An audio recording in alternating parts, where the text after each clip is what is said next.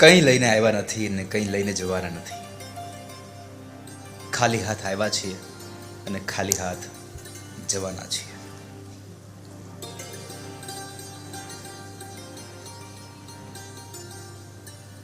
બધું જ મૂકીને જવાનું, અને ક્યારે જવાનું એનો કોઈ નક્કી નહીં સાહેબ.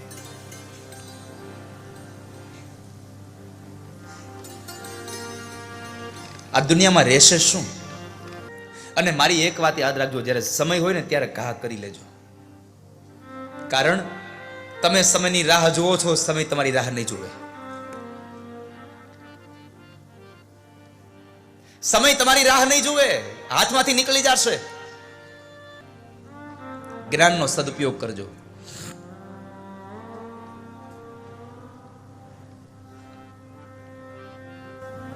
એ જ્ઞાન થકી તમે આગળ જાજો.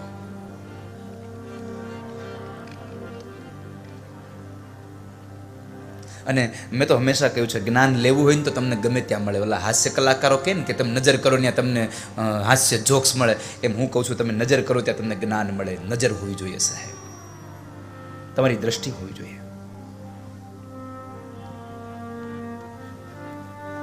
એક એક વસ્તુમાં તમારી નજર હોય.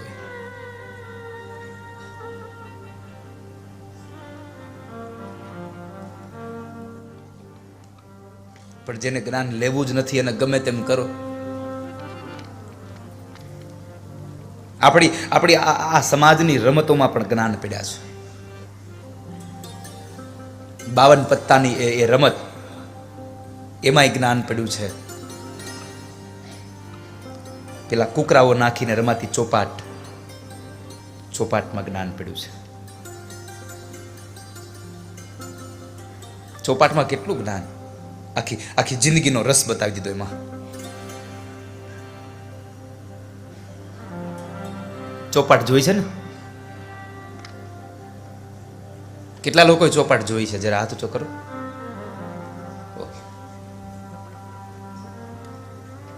અત્યારના છોકરાઓએ તો જોઈ જશે. હવે એન્ડ્રોઈડ મોબાઈલ વાળાએ લૂડો,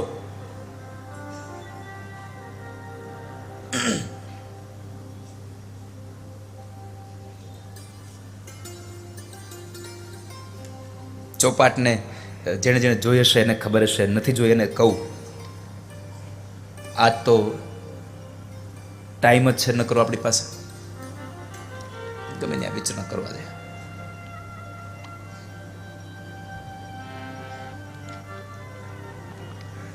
ચોપાટની અંદર તમે જોયું છે 4 પત હશે, આમ કાપડની એક.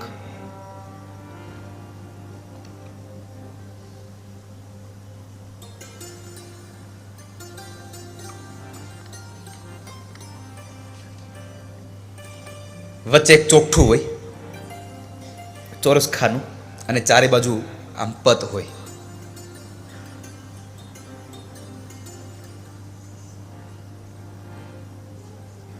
આ શું બતાવે છે?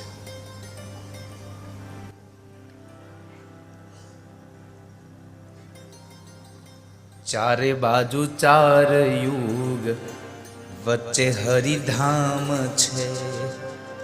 ચારે બાજુ 4 યુગ, વચ્ચે હરિધામ. ચારે બાજુ 4 યુગ છે અને વચ્ચે હરિધામ છે. વચ્ચેનું જે ખાનું છે, જે કુકરું પાકી અને અંદર વ્યુ જાય, એની વાત. ચારે બાજુ 4 યુગ, સતયુગ, ત્રેતા, દ્વાપર અને કલી. 4 પત, 4 યુગ બતાવ્યા. વચ્ચેનું ખાનું જે છે એને કોઈ સ્વર્ગ કહે, કોઈ વૈકુંઠ કહે, કોઈ ભગવાનનું ધામ કહે, હરિધામ કહે છે. તમે જે માનો તે. ચારે બાજુ 4 યુગ, વચ્ચે હરિધામ છે. ચારે બાજુ 4 યુગ, વચ્ચે હરિધામ છે. જીવાત્માને પ્રભુ પાસે પહોંચવાની હામ છે. જીવાત્માને પ્રભુ પાસે પહોંચવાની હામ છે. જીવાત્માને પ્રભુ પાસે પહોંચવાની હામ છે. જીવાત્માને એ તો માર્ગમાં બહુ અટવાય છે રે. એ તો માર્ગમાં બહુ અટવાય છે રે. જુઓ ચોગઠા બાજી સમજાવે શાન, ભાઈ તને સુગઠાબાજી સમજાવે સા. એ તારી પલ પલ એળે જાય છે રે. તારી પલ પલ એને જાય છે રે. એવો ચોગઠા બાજી સમજાવે શાન, તને એવો. સુગઠાબાજી સંતોએ આ ચોપાટની રમત ઉપર એક આખી કથા કરી છે, આખી કથા લખી. ચારે બાજુ ચાર યુગ અને વચ્ચે હરિધામ. કુકરું પાકવા જાય, ખબર છે ને? અને એને માર્ગમાં કેટલી બધી મુશ્કેલીઓ પડે. એ તો માર્ગમાં બહુ અટવાય છે રે. તો માર્ગમાં બહુ અટવાય. માર્ગમાં બહુ અટવાય છે, કારણ કે કુકરાને દા આમ બરાબરના એના પાસા ન આવે ને એટલે કુકરું અટવાઈ જાય. પેલી જે રમતની ચોપાટ છે એના ચાર પદ, આ દુનિયાની ચોપાટ એના ચાર પદ કયા? સતયુગ, ત્રેતા, દ્વાપર અને કલી.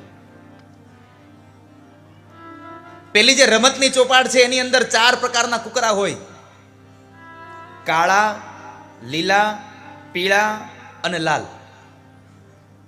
લાલ, પીળો, લીલો અને કાળો, આ ચાર કલરના કુકરા હોય લાકડાના. જેને જોયા છે એને ખબર હશે. ચાર પથ, ચાર યુગ, વચ્ચે હરિધામ, મોક્ષનું ધામ. અને કુકરાઓ લાલ, પીળા, કાળા અને લીલા. પેલી ચોપાટના કુકરા બરાબર છે કાળા, પીળા, લાલ અને લીલા. હવે આ સમાજની, આ દુનિયાની ચોપાટના કુકરાઓમાં લાલ, પીળા, કાળા કોને ગણવા?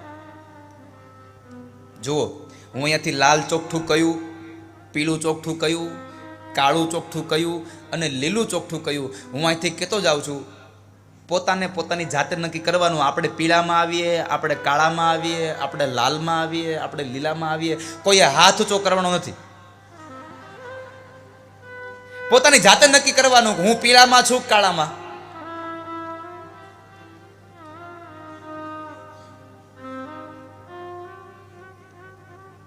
પેલું વેલું ચોખ્ઠું કાળું લઈએ આપણે. જે કાળું ચોખ્ઠું છે ને એ ક્લેશનો રંગ છે. કોઈ દી કોઈના ઘરમાં શાંતિ ન લીધી હોય, કોઈને આવકાર ન આપ્યો હોય, જેને નકરા ઉત્પાત જ સર્જ્યા હોય, આવા કાળા ચોખ્ઠા.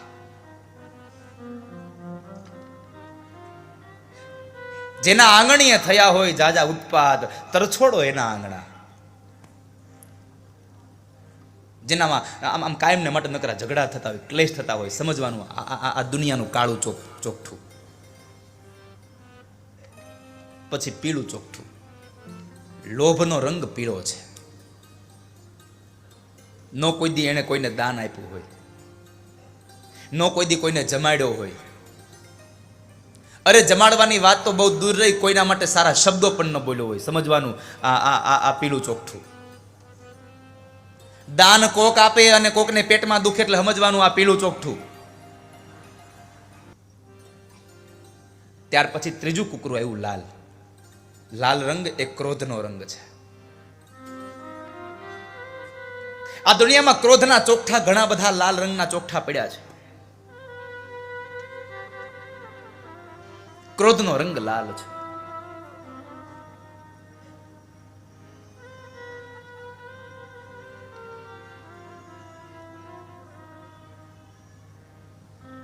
જ્યારે પણ જુઓ ને ત્યારે એમ થાય કે ઓહો આ ધગતો જ હોય.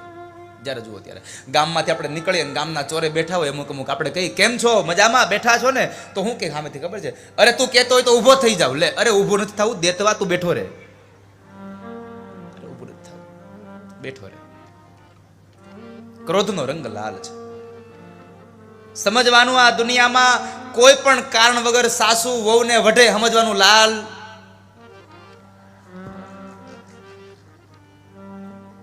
બોલાવ્યા નથી. ક્રોધનો રંગ લાલ છે. અને છેલ્લે લીલો રંગ, એટલે લીલો રંગ એ સંતોનો રંગ બતાવ્યો. અને આ દુનિયાના સંતોએ લીલું ચોખ્ઠું છે આ સમાજને.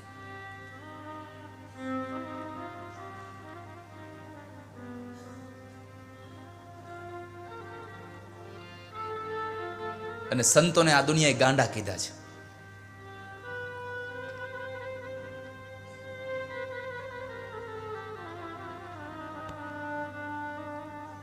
નરસૈયાને ગાંડો કીધો, તુકારામને ગાંડો કીધો, મીરાબાઈને દીવાની કીધી.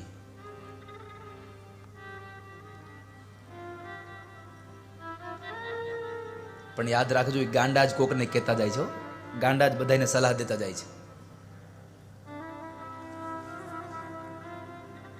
પછી આ 4 ચોપાટ થઈ, 4 ચોકઠા થયા.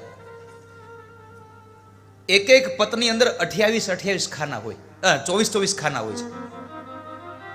8 ના ખાનાવાળી 3 લાઈનો હોય, એટલે 8 તેરીને 24. મારે તમને આધ્યાત્મિક અર્થમાં લઈ જવા છે. જો 4 યુગ બતાવ્યા, પેલું વચ્ચેનું ખાનું મોક્ષધામ બતાવ્યું, તો મારે તમને 84 લાખની યોનિઓ બતાવી છે.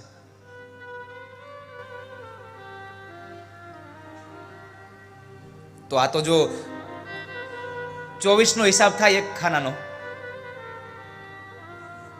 તો 24 ગુણ્યા 4 તો 96 થઈ જાય.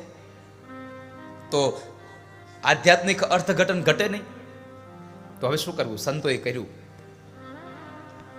24 ખાનાઓ એમાં દેખાય છે. 24 ખાનાઓ એમાં દેખાય છે. 24 ખાનાઓ એમાં દેખાય છે. પણ તમે જોજો, એક બાજુના પતની અંદર ફૂલડા વાળા 3 ખાના હોય. એ 3 જે અલગ ખાનાઓ ફૂલડા વાળા છે એને કાઢી નાખો, એટલે 3 જે ફૂલડા વાળા ખાના છે એ 4 માંથી થઈને 4 તેરીને 12, 96 માંથી 12 કાઢી નાખો, 84 વધશે. 24 ખાનાઓ એમાં દેખાય છે. ચોકડીના 12 બાદ એમાંથી થાય છે. ચોકડીના 12 બાદ એમાંથી થાય છે. ઈ તો લક્ષ 84 કહેવાય છે રે. ઈ તો લક્ષ 84 કહેવાય છે રે. એવો ચોગઠાબાજી સમજાવે શાન તને, એવો સુગઠાબાજી સમજાવે શાન. ચોકટાવાળા જે ચોકડીવાળા ખાનાઓ છે એને મૂકી દો એટલે 84 ખાનાઓ વધશે. આ 84 ખાનાઓ એટલે 84 લાખ યોનિઓ બતાવી છે. એમાંથી જીવડાઓ પસાર થતા થતા થતા મોક્ષધામમાં પ્રવેશ કરે. પછી તમને ખબર છે, જ્યારે કુકરું પાકવા જાય ને પોતાના પતની અંદર, ઓલી વચ્ચેની હરોળમાંથી, ત્યારે કુકરું આડું થઈ જાય.